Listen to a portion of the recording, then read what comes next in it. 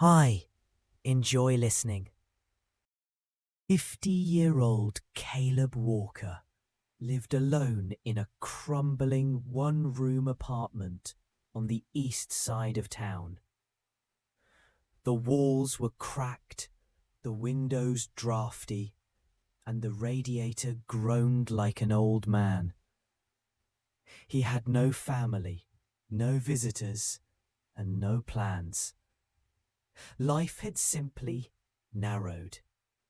Caleb had grown up in the foster system, bouncing between group homes and state facilities, like a package nobody wanted. His parents had died in a mountaineering accident, or so the file claimed. Geologists, apparently. Brave people swallowed by an avalanche during a survey trip in Alaska. He didn't remember them, not even their faces. From a young age, Caleb had dreamed of the sea. Not the beach, not the sunshine, but the deep, the silent, endless dark beneath the surface.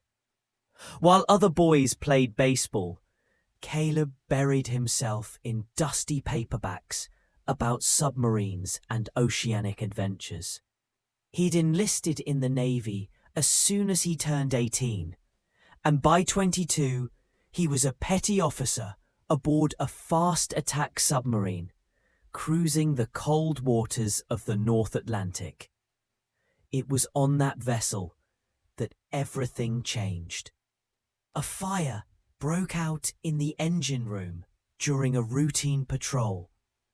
It spread fast, thick smoke filling the narrow corridors. Many panicked, but Caleb didn't. He led 3 sailors through the fire to safety. Then he went back in. He didn't make it out whole. The burns covered much of his right side. His dominant hand had to be amputated. He received medals, sure, commendations, even a prosthetic arm that looked sleek and modern.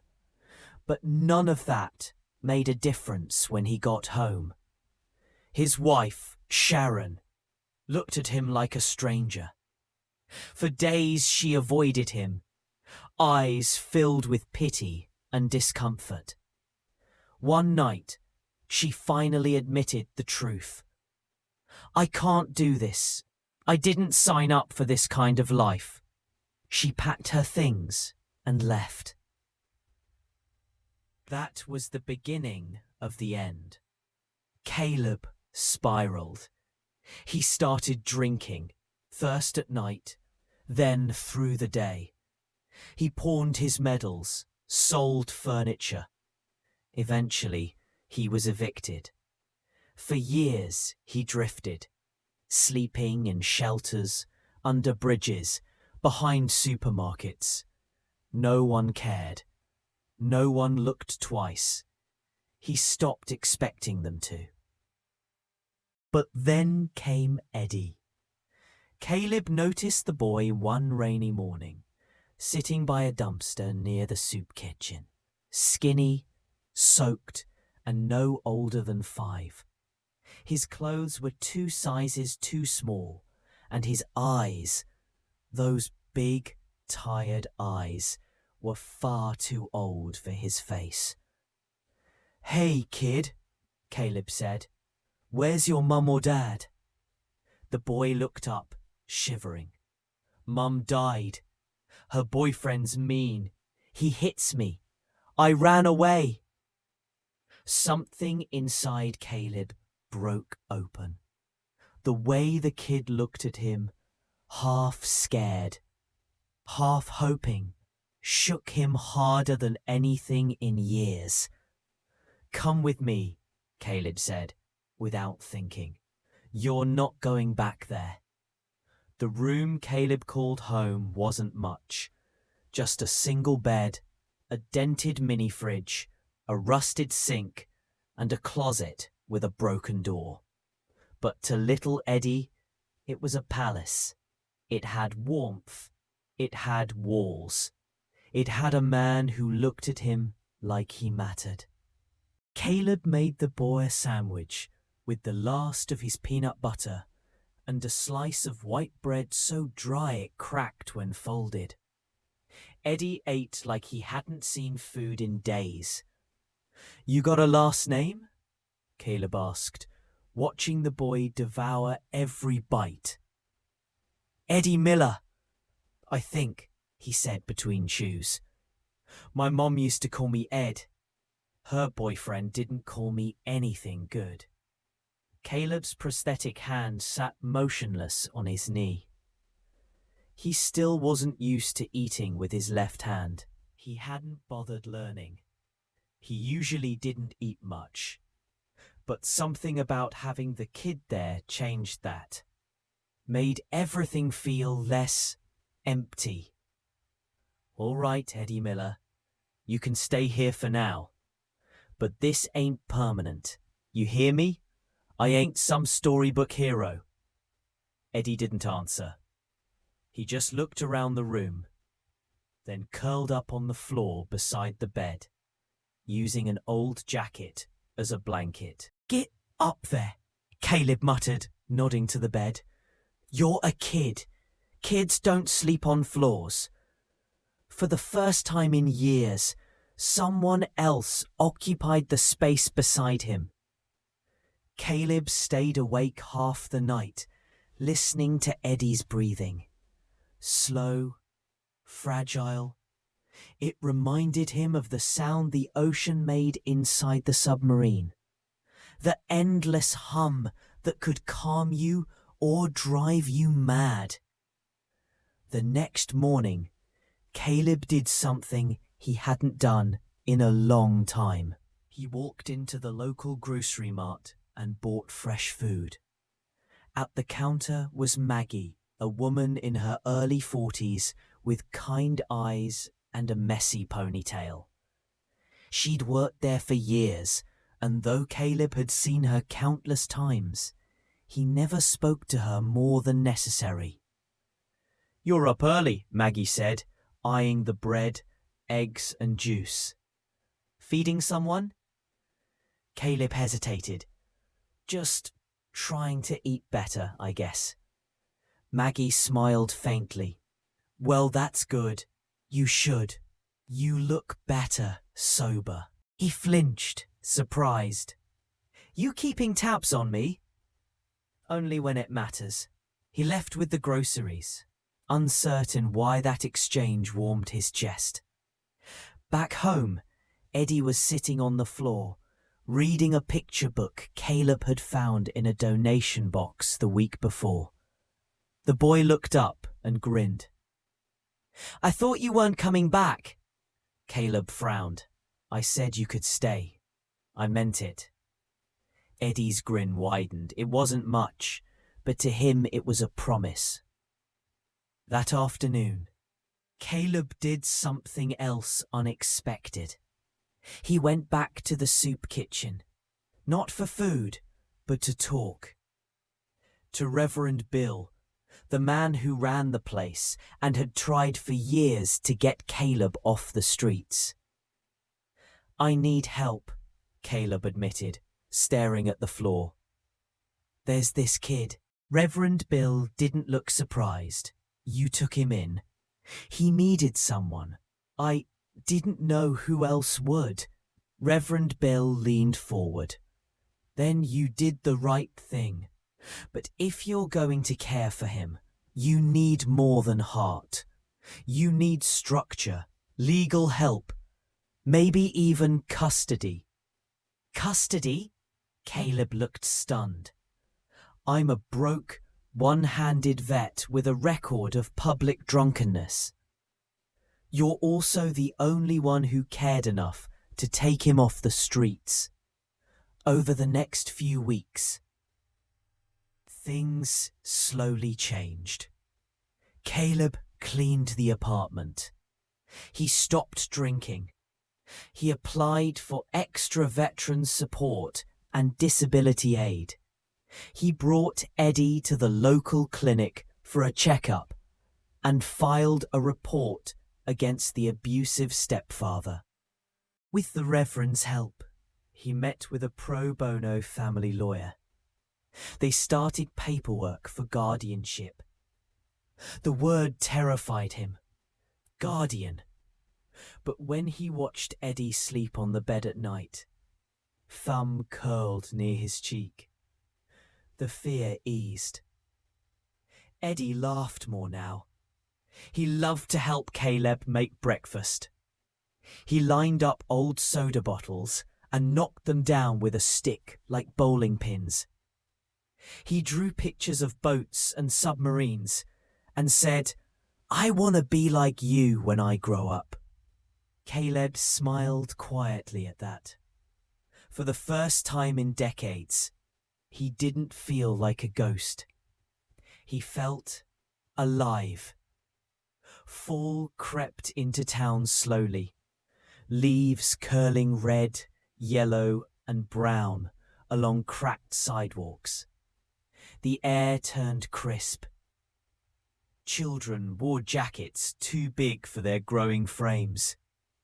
Halloween decorations appeared in store windows, like someone was trying to pretend the world wasn't broken in 100 quiet ways. For Caleb Walker, the season marked something else, a reason to wake up. He was up by 6 every morning now. He'd make Eddie oatmeal, pack his small backpack with a juice box and sandwich, and walk him to the local elementary school. The two of them passed the same storefronts, nodded to the same sleepy shopkeepers, and stopped to feed the stray cats that clustered near the diner's trash bins. "Do I have to tell people I live with you?" Eddie asked one morning, his breath puffing clouds in the cold air. Caleb hesitated. "If they ask, yeah, just say I'm your guardian." The word still tasted strange. "Are you going to adopt me one day?" the boy asked suddenly. Caleb stopped walking. "I mean, if you want," Eddie said quickly. "If not, it's okay. I can just live here till I'm big." Caleb looked down at the kid's hopeful face, all freckles and cowlicks. "Let's take things one step at a time, all right?" Eddie nodded solemnly, as if making a contract. That afternoon, when Caleb returned to Grocery Mart, Maggie was stocking apples in a crate by the window. "How's your little roommate?" she asked with a smile. "Growing," he replied. "Eats like a horse. I might need to take out a loan just for milk." Maggie laughed and wiped her hands on her apron. "Well, I've got some stuff in the back.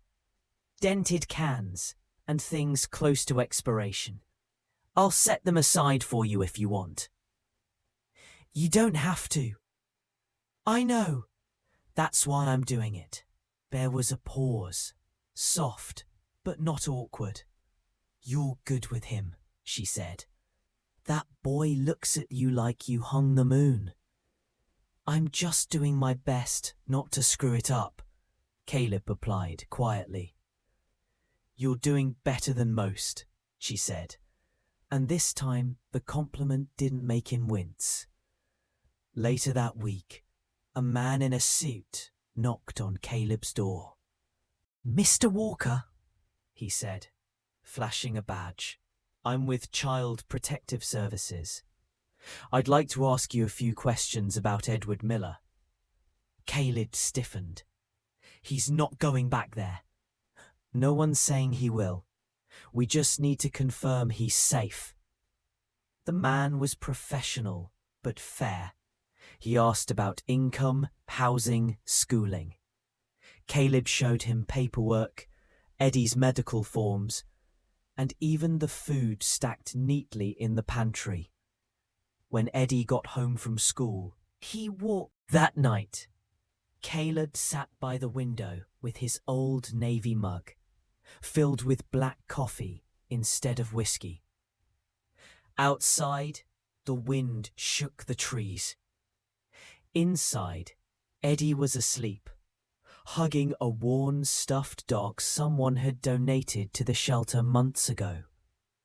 Caleb looked around the room. It was still small, still ugly in places, but it didn't feel empty anymore. He picked up a notepad and scratched out some words. Routine established. Warm bed. School lunches. One small life getting better. You got more syrup? Eddie asked, licking his fingers. Nope, we're out, Caleb said. Eddie frowned. Can we get some, please? Caleb chuckled. We'll stop by Grocery Mart after lunch. He didn't say it aloud, but he looked forward to those grocery runs now. Not just for food, but for the short conversations with Maggie. She'd become a kind of quiet support in his life. Someone who didn't pry, didn't pity, just helped in the small, real ways that mattered. That afternoon, they arrived to find Maggie kneeling beside a box of donated clothes near the entrance. Well, hey there, gentlemen, she said, brushing off her hands. I've got something for your young helper here. She handed Eddie a slightly worn but clean winter coat, forest green, with a working zipper and fleece inside. Eddie lit up. It's awesome. Thank you. He slipped it on immediately, spinning once like a superhero. Looks good on you, kid, Caleb said. Maggie looked at Caleb, eyes soft. You know, I cook on Sundays, big batches. Too much for just me. You and Eddie should stop by tomorrow. Caleb blinked. You're inviting us for dinner? Unless you're scared of homemade chili and cornbread.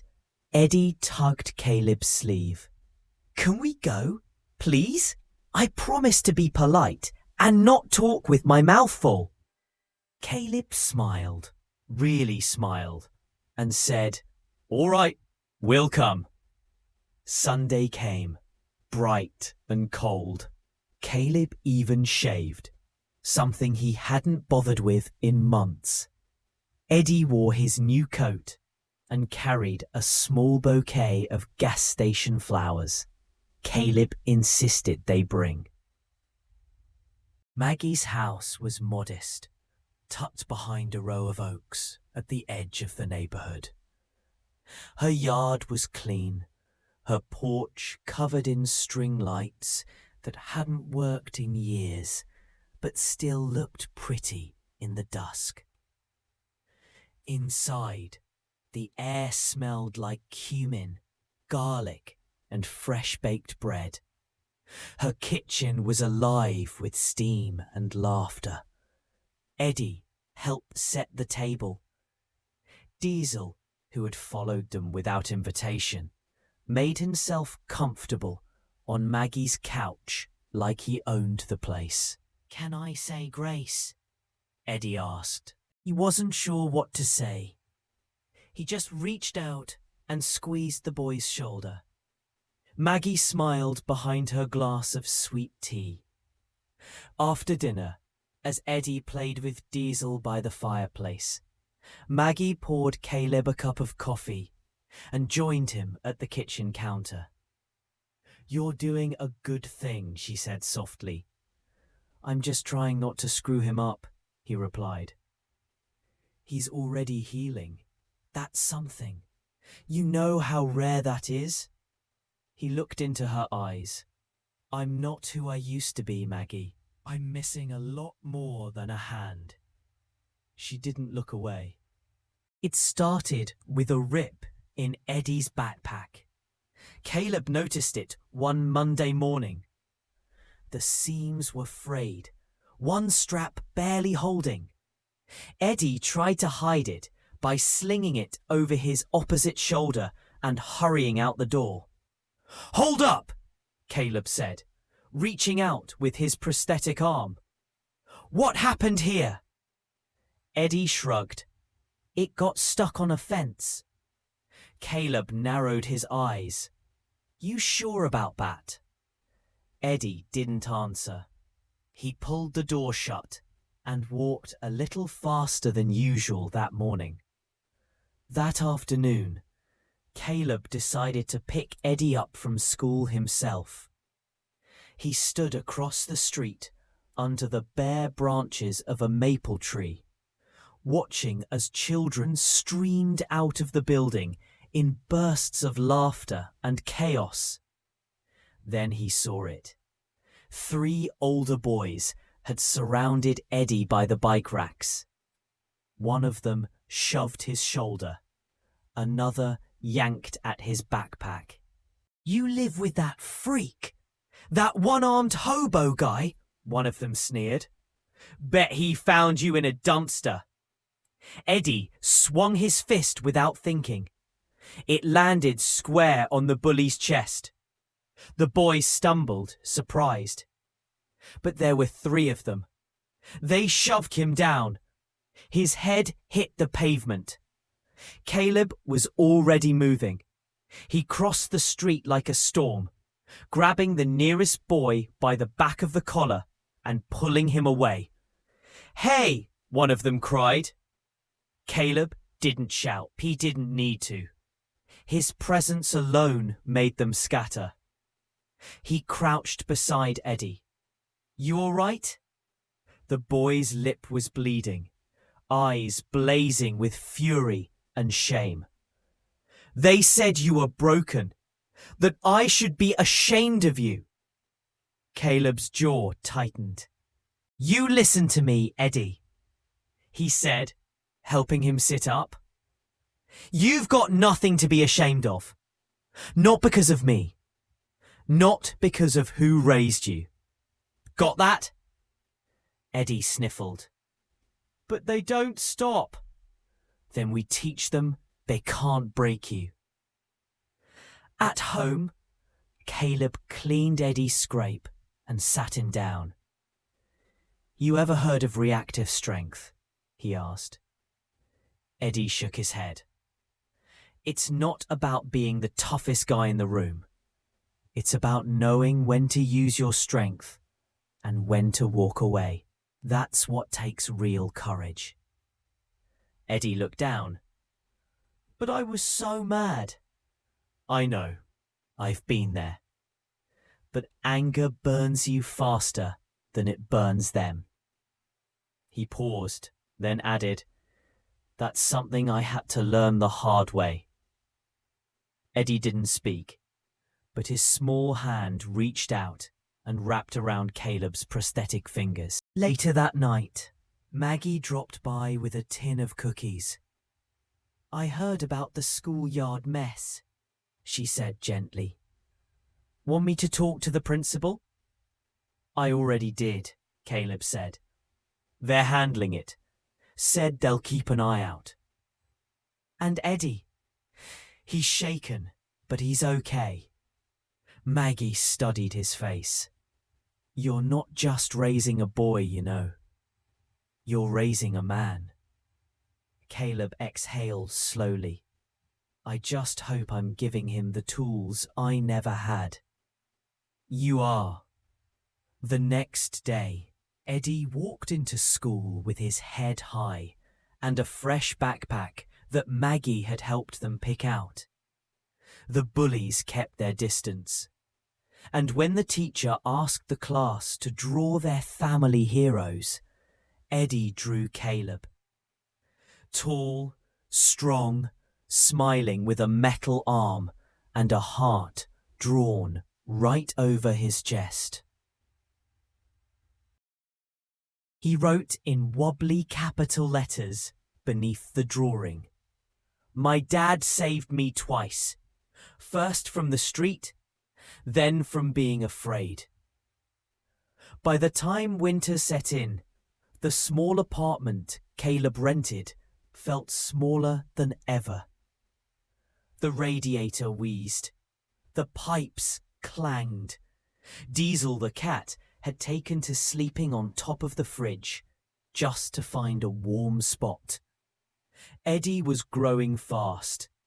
He needed more space, a desk to do his homework, a closet that didn't double as a pantry, a real bed. Not a fold-out cot from the Salvation Army. Caleb knew it. Maggie knew it too. "You can't keep squeezing into that shoebox," she said one night over dinner. "It was fine when it was just you. But now?" Caleb sipped his tea, avoiding her eyes. "You know what rent's like in this town." "I'm not saying you have to buy a mansion," she said gently, "but there's room here." He looked up. "You mean?" "I mean, maybe it's time we stop dancing around the truth." Maggie's voice trembled a little, but her smile didn't. "I care about that boy, and I care about you. So let's build something together." Caleb stared at her, stunned. Part of him wanted to run, but the other part, the braver, quieter part, wanted to stay, wanted to say yes. They moved in together, just after the New Year. Maggie's house wasn't big, but it had a yard, a little front porch with wind chimes, a garage full of tools, a back bedroom for Eddie that she painted pale blue while he was at school. It became a home not just for him, but for all of them. Caleb installed shelves. Maggie taught Eddie how to bake cornbread. Diesel staked his claim on the windowsill and growled at the mailman with a deep sense of purpose. Eddie thrived. He joined a kids' soccer league. His grades improved. He made friends, real ones this time, who didn't care about his past or what kind of hand his dad had. And at night, after homework and stories and bedtime prayers, Caleb would sit in the living room with Maggie, her hand tucked into his, and wonder how on earth he'd gotten so lucky. One rainy afternoon, a knock came at the door. A man in a grey suit, early 50s, stood on the porch. He held a briefcase and looked nervous. "Mr. Walker?" Caleb's body tensed. "That's me. My name's Tom Ackerman. I'm with a private investigative firm out of Chicago. I've come on behalf of a client. He's dying. His name is James Whittaker, and he believes, no, he's certain, he's Eddie's biological father." Caleb felt the words hit like cold water. "Say that again?" James knew a woman years ago. Her name was Sarah Miller. He never knew she was pregnant. She left suddenly and, well, he's been searching ever since. She passed a few years ago, but now he's found her son. Caleb's voice dropped low. "Eddie's my son. I understand I'm not here to take him. Mr. Whittaker doesn't want to disrupt Eddie's life. He just wants to meet him before he goes." That night, Caleb sat at the edge of Eddie's bed, unsure how to start the conversation. "There's something I need to tell you, kiddo," he said, twisting the blanket in his hands. "Someone reached out today. A man. He says he's your real dad." Eddie blinked. "You're my dad." "I know, and I always will be. But this man, James, he didn't know about you. He says he loved your mum, that he's sick now, doesn't have much time left. Eddie was quiet for a long while. Then he asked, "Is he nice?" "I don't know, but he wants to meet you. Only if you want to." Eddie's face turned thoughtful. "Can you come with me?" "Of course." "Then okay," he said, voice small. "I'll meet him." They met at a hospice facility on the outskirts of the city. The place was quiet, set on a gentle hill surrounded by pine trees. Wind chimes hung outside each room, clinking softly in the breeze. Eddie held Caleb's hand tightly as they walked down the hallway. Maggie had offered to come too, but Caleb said no. This was something just for the two of them. Room 204. That was the one. Inside, a thin, pale man with wisps of silver hair sat up in bed, a blanket drawn over his knees. His eyes, sharp blue and startlingly clear, brightened when they entered. "You must be Eddie," he said, his voice low and hoarse, but warm. Eddie nodded slowly, half hiding behind Caleb's arm. James smiled gently. "You look just like her. Like Sarah. She had those same serious eyes when she was little." Eddie sat in the chair beside the bed, tentative. Caleb remained standing, watchful. "I didn't know about you," James said. "Not until it was too late. I would have tried to find you sooner. I swear to God." "It's okay," Eddie said quietly. There was silence for a moment. Then James asked, "Do you like baseball?" Eddie shrugged. "I don't know. I've never played."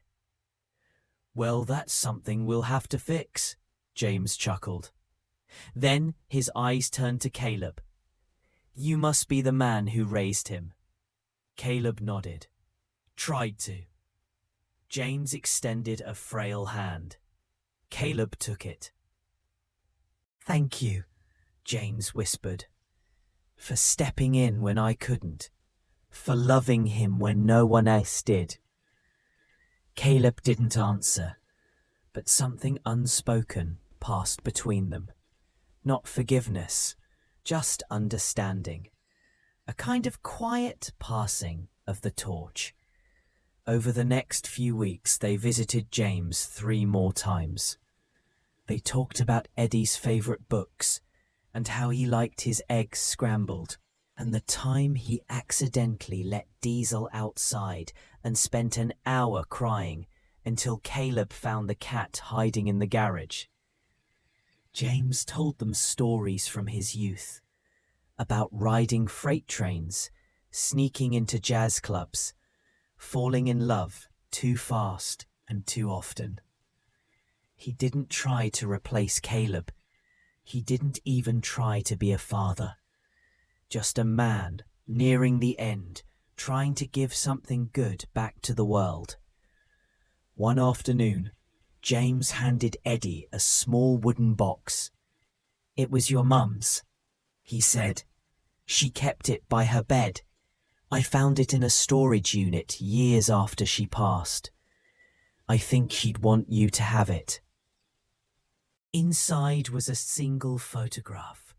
A young woman with chestnut hair stood by a river, holding a baby in her arms. She was laughing. The baby, Eddie, was bundled in a yellow blanket. Eddie touched the photo like it might disappear. Then he looked up at James. "Thank you." James passed away a few days later. The nurse called to say he'd gone peacefully in his sleep, the photo still clutched in his hand. Eddie cried that night.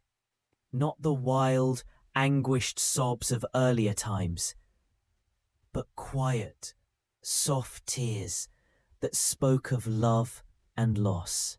Panicked sobs of a boy afraid, but the quiet tears of someone who'd learned what loss felt like and what love could heal. Caleb held him through it. No words, just the strong, steady presence Eddie had come to trust more than anything. And when Maggie joined them on the couch, wrapping them both in a blanket and setting tea on the table, Caleb knew something deeper than comfort. He knew they were a family now, not by blood, but by every choice that mattered. Spring brought light back to their lives. The snow melted, the trees budded green again, and Maggie's daffodils burst from the soil in golden little armies. Eddie returned to school after James's passing with a quiet maturity that hadn't been there before. He didn't talk much about the visits, but he began keeping the photo of his mother and baby self by his bedside.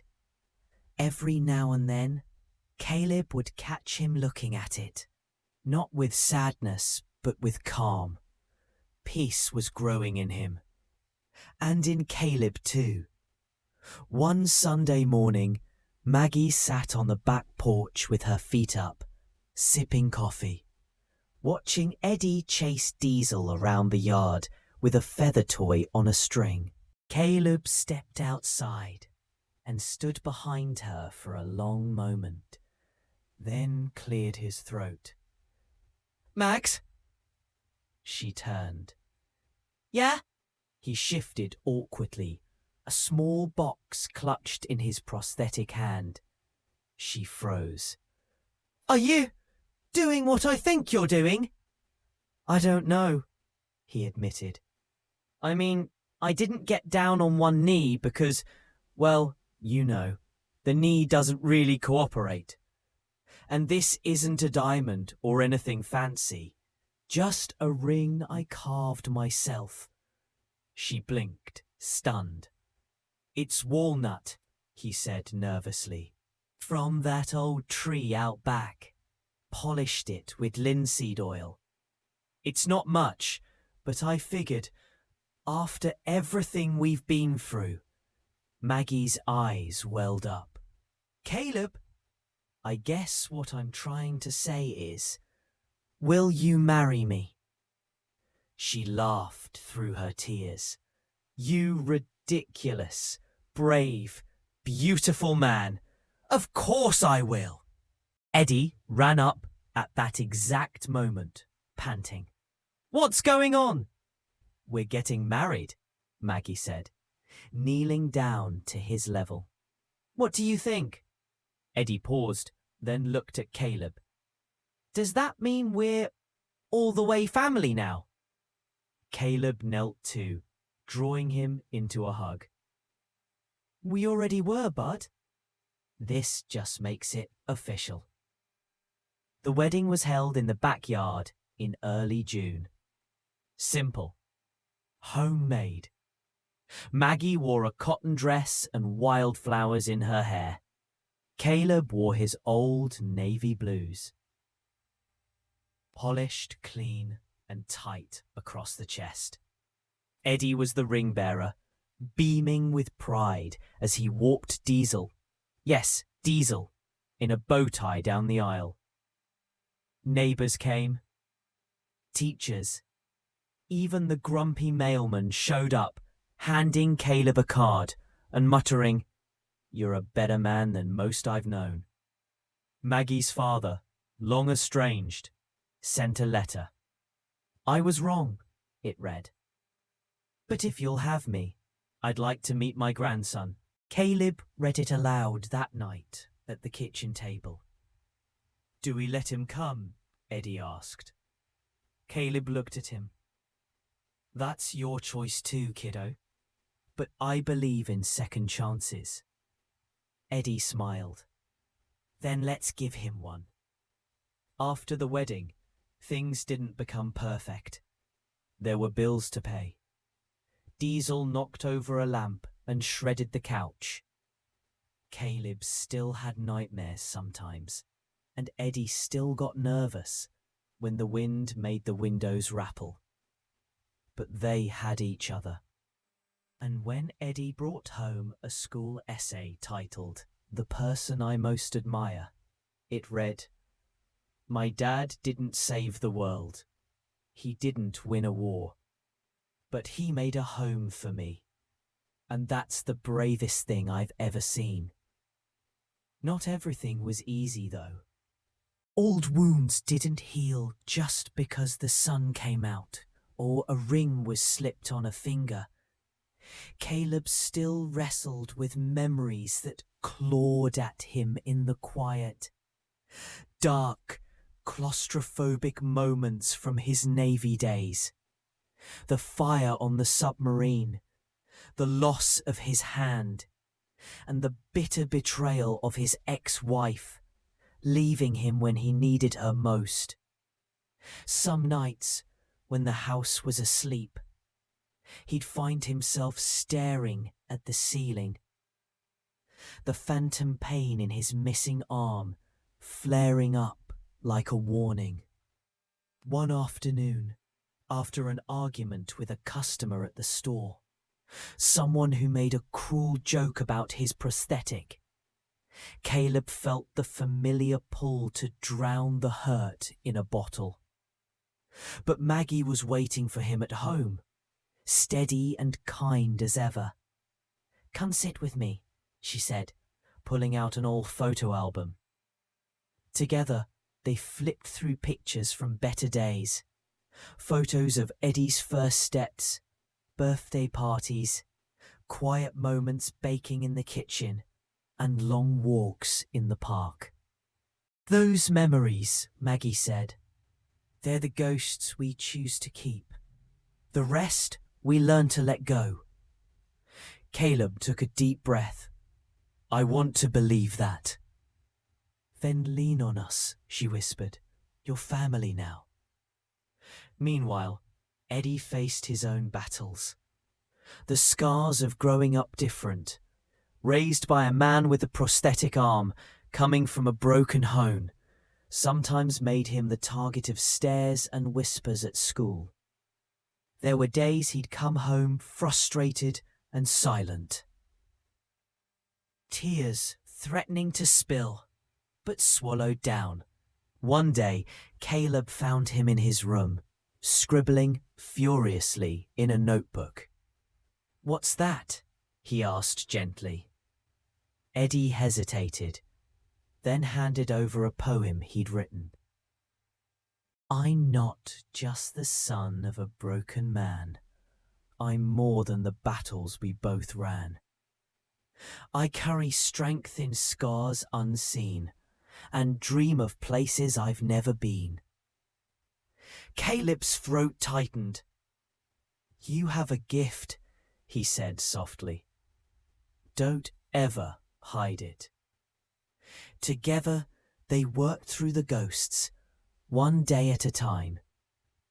Therapy sessions, late-night talks, and small acts of courage built a new foundation.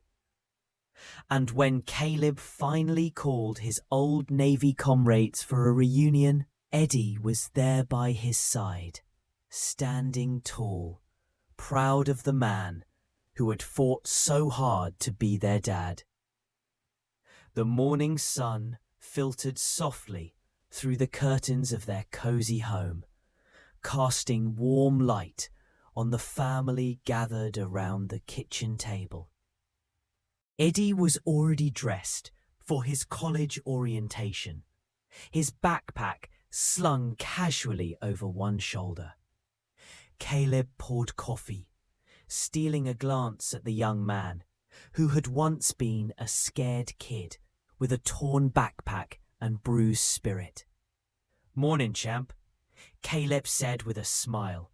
Eddie grinned back, ready to start this next chapter. Maggie placed a gentle hand on Caleb's arm. "We did good, didn't we?"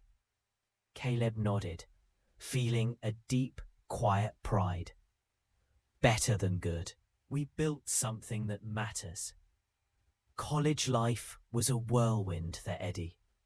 New classes, new friends, and new challenges. But he carried the strength and love of his family with him every step of the way.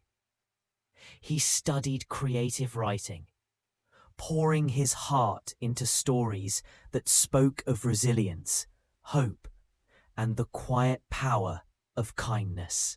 Caleb kept busy with his carpentry work, crafting furniture that bore the marks of his skill and care. Maggie's little garden bloomed brighter each year, filling their yard with colour and fragrance. One summer afternoon, as they sat on the porch watching Diesel chase butterflies, Caleb shared a memory. "You know, I once thought I'd never find peace, that my life was just a series of losses." Maggie squeezed his hand. "But it's been a series of new beginnings too." Caleb smiled. "Exactly."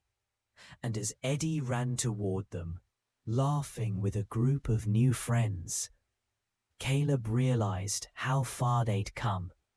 From brokenness to belonging, from fear to love. The scars remained, yes, but they were no longer chains. They were reminders of strength, endurance, and the healing power of family. Together, they had rewritten their story, and this time it was one filled with hope.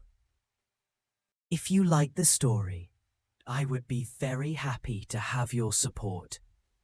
Click the thumbs up. And to not miss new stories, subscribe and click on the bell. Thank you from the bottom of my heart, and all the best.